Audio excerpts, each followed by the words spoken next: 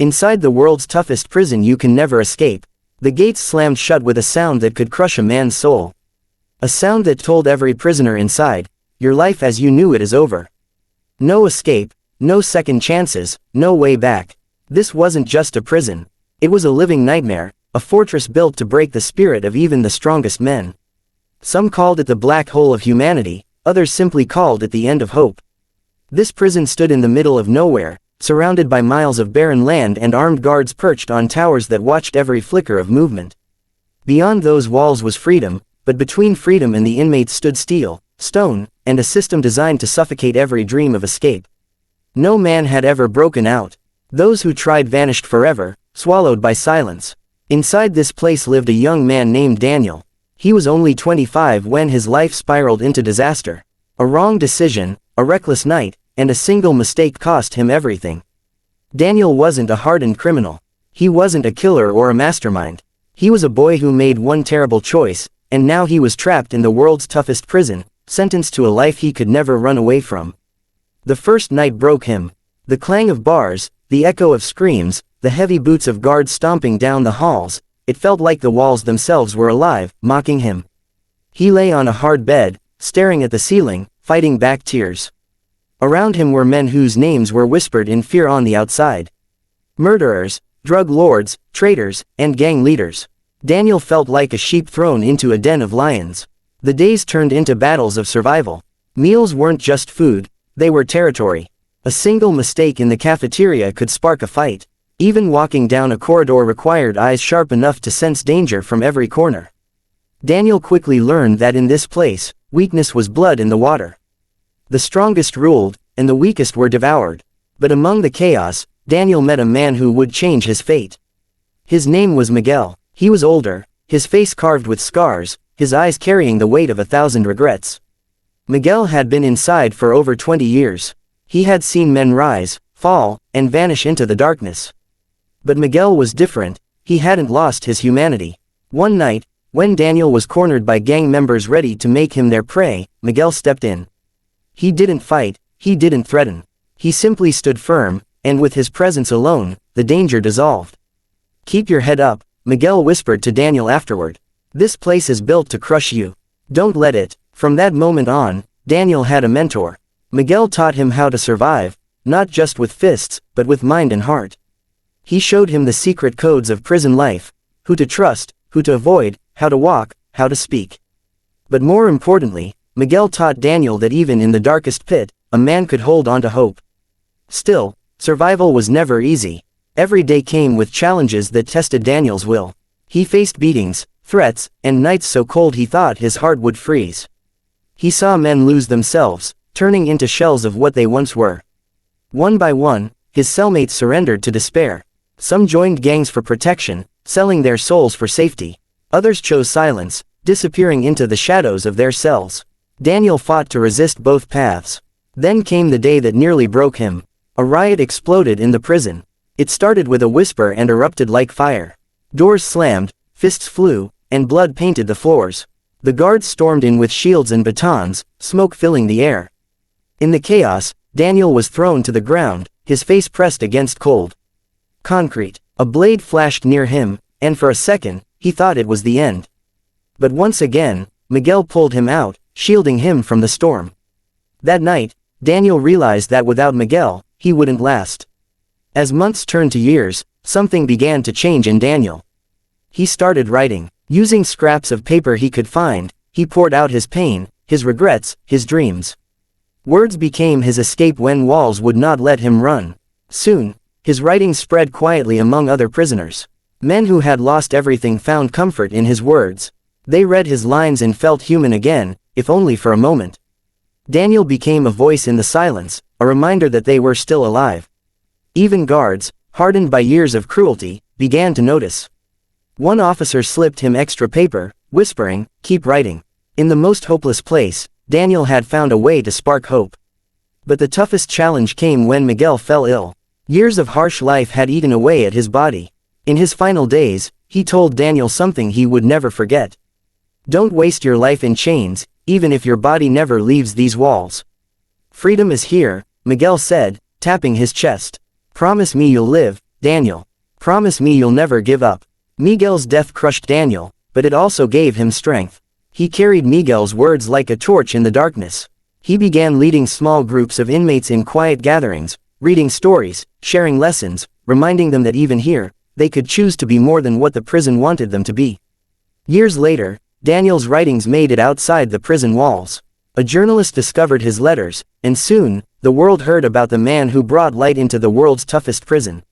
His story spread, reaching hearts across nations. Daniel became proof that even in the darkest places, the human spirit could not be chained.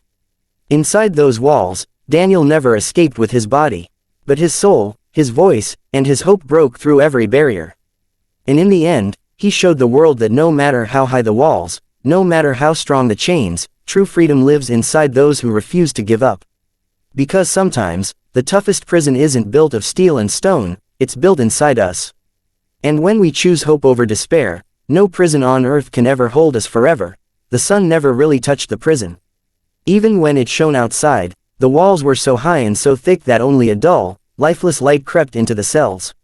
The days felt endless, and the nights were heavier than stone. For Daniel, time lost its meaning. The weeks blended into months, and the months bled into years. Every morning, the sound of metal gates rattling open echoed through the halls like a cruel alarm clock, reminding the inmates that they were still alive, but not free. The guards treated them like animals. Orders were barked, not spoken. Any hesitation, any wrong step, was met with brutality. Punishment was a part of daily life. Solitary confinement, beatings, humiliation. Daniel often thought about the world beyond those walls, the sound of the sea, the laughter of children, the smell of rain on fresh grass. He wondered if he would ever feel those things again. Yet, it was Miguel's lessons that kept him breathing. Miguel had once been a leader of men on the outside, a man who lost everything because of his pride. But in prison, he had become a teacher. He told Daniel, "Pain will visit you every day, but suffering is a choice. You can choose to let this place define you, or you can define yourself despite it." Daniel clung to those words, but survival demanded more than wisdom. Rival gangs carved territories inside the prison. They controlled food, protection, and even life itself. Daniel had to walk carefully, never showing weakness, never inviting attention. Still, trouble always found its way. One afternoon in the yard, Daniel was surrounded by a group of men who wanted to test him. Their leader, a man named Vargo, was feared across the prison. He was massive, with tattoos crawling up his arms and eyes that burned with cruelty. "New boy thinks he's better than us," Vargo sneered. The circle tightened. Daniel's heart pounded. He wasn't a fighter, not like these men. But running wasn't an option, and showing fear would be worse. He remembered Miguel's advice. Stand tall, even when your knees shake. So Daniel stood, silent, staring back at Vargo. The tension stretched like a rope ready to snap. But then Miguel appeared, stepping between them with quiet authority. "Enough," he said. Vargo glared but backed off. For now. That night, Daniel realized something important. Miguel couldn't protect him forever. Sooner or later, he would have to stand on his own. The turning point came months later. Vargo struck again, this time in the cafeteria. A shove, a tray of food spilling on the ground, and laughter that cut through Daniel's chest. But instead of backing away, Daniel met Vargo's eyes and refused to move. A fight erupted, fists flew, tables crashed, and chaos spread. Daniel took blows that left him bruised and bleeding, but he didn't give up. He fought with everything inside him, not for victory, but for dignity. The guards stormed in, dragging them apart. Both were thrown into solitary confinement. Alone in the dark, Daniel lay on the floor, aching, but strangely, alive. He had faced his fear, and though he was beaten, he hadn't been broken. For the first time, he felt a spark of strength within himself. In solitary, he also discovered something unexpected: silence. At first, it was unbearable. No voices, no footsteps, just his own breathing. But slowly, the silence became a teacher. It forced him to face his regrets, to reflect on the choices that led him here. He began writing even more, letters to his family, poems about hope, stories about men who rose from ashes. In that dark cell, his words became his light. When Daniel was finally released back into the general prison population, something about him had changed. He carried himself differently, not with arrogance, but with quiet resilience. Other inmates noticed. Men who once ignored him now listened when he spoke. Even Vargo, who still despised him, stopped mocking him. Daniel had earned something priceless, respect. But the greatest test of his spirit came when Miguel grew sick. The prison hospital was no place for healing, it was a room of forgotten souls. Daniel stayed by Miguel's side as much as he could, listening to his mentor's stories, holding his hand when the pain was too much. One night, Miguel whispered, "Don't cry for me, Daniel. My life was spent long ago. Yours is just beginning. Promise me, you'll keep living, even in here." Miguel's death was like a knife through Daniel's heart. For days, he felt hollow, drifting through the routines like a ghost. But then he remembered his promise. Miguel had saved him more times than he could count, not just from gangs, but from despair. Now it was Daniel's turn to honor him. He began gathering small groups of inmates, reading his writings aloud. At first, only a handful came. Men broken by years of chains, their eyes dim with hopelessness. But Daniel's words reached them. He spoke of regret, of pain, but also of redemption. Slowly, more and more men joined. The gatherings grew, not loud or rebellious, but powerful in their quiet strength. Even the guards couldn't ignore it. Some mocked him, others threatened to shut it down. But a few, the ones who still had fragments of compassion, allowed it to continue. One guard, Officer Ramos, slipped Daniel a notebook and said quietly, "The world out there needs voices like yours. Keep writing." Years passed, and Daniel's reputation spread beyond the prison walls. A journalist uncovered his writings and published them. His words touched thousands, then millions. People who had never set foot in a prison felt his pain, his resilience, his hope. Letters poured in from strangers thanking him for reminding them to never give up. Daniel had not escaped, but in a way, he had. His voice had broken the walls. His spirit had soared beyond the barbed wire. And slowly, the toughest prison on earth became the stage for one of the most unlikely transformations, a man finding freedom where freedom should have been impossible. In the end, Daniel realized that Miguel had been right. True freedom doesn't come from breaking chains on your hands or walls around your body. It comes from refusing to let despair chain your soul. Daniel never escaped with his body, but he escaped with his heart.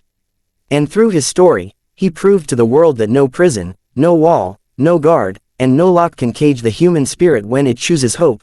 Years had passed. Daniel's hair had grown gray, his body weaker, but his spirit was stronger than ever.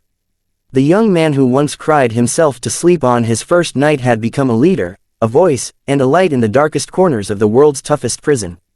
One day, standing by the tiny barred window of his cell, Daniel looked at the pale light struggling to enter. He closed his eyes and smiled. He realized something. The walls had never won. They had tried to break him, starve him of hope, and bury his dreams.